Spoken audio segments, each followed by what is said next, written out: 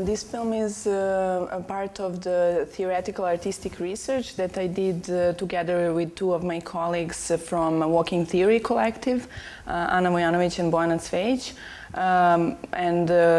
I'm part of this collective, which is based in Belgrade but operates also on international level. So we did this research in one cultural center in Paris for 2 years.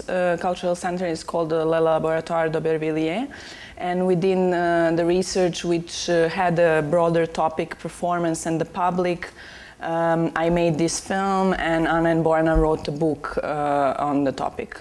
So I spent 2 years doing the research in the archives of former Yugoslavia, mostly in Belgrade because this was the central archive of Yugoslav television network, and yeah, it was a kind of beginning of this film. So the film was not produced in the regular documentary production way or circuit. At the beginning of the research, I didn't have fixed idea I will make the film at the end. I did the research, and then at some point being confronted with these materials, and especially with some which are from the last years of our country, I realized how much it was visible in these mass performances that I was dealing with in the film, how dissolution and the war is anticipated already in these state performances, and then I thought this must be a film. The film is dealing with the question how ideology performs in public space through mass performances. I investigated and put in the film archive footage from the state performances, like youth work actions in the beginning of socialist Yugoslavia. These were kind of voluntary labor actions where people rebuilded a ruined state after the Second World War. Then also state celebrations, like Youth Day celebration or a celebration of Tito's birthday, where we had these mass performances of the collective body, so these mass ornaments on the stadium.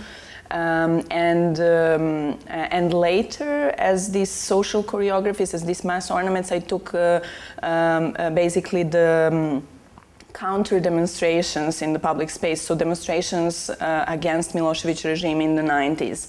So there are different materials, and I was dealing with two main concepts. One was social choreography and what it is in the context of our country, how this social choreography was changing, and social dramas. So basically the events and the moments in the society when a change is possible.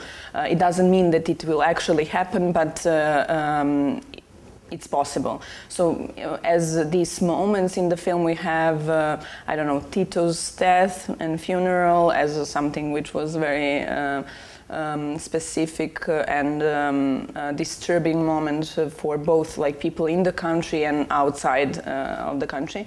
And also I don't know, Milosevic's speech from 1987 at the Kosovo field, which was kind of beginning of this nationalistic rhetorics and kind of building a new collective body, which was nationalist body of Serbia. So there are different materials which I confront and interpret with the voiceover, which is from the position of the author. I think voiceover is very important. Sometimes when we discuss the film in the at the Q&As, people were saying oh, why maybe it would be even better without voiceover or something like this. And I really think that this kind of films needs to have a clear authorial standpoint, because when you use archive footage, it's always like people think that you tend to say the true story, like you know, one and only true story about Yugoslavia or ideology of this country. But for us was really important not to have this, so that it's clear that this is like a personal interpretation of these events and of the ideology. I wrote the voiceover together with my colleague Anna Vojanovic, who is a co-script writer, and we tried to also kind of fictionalize this position of the author.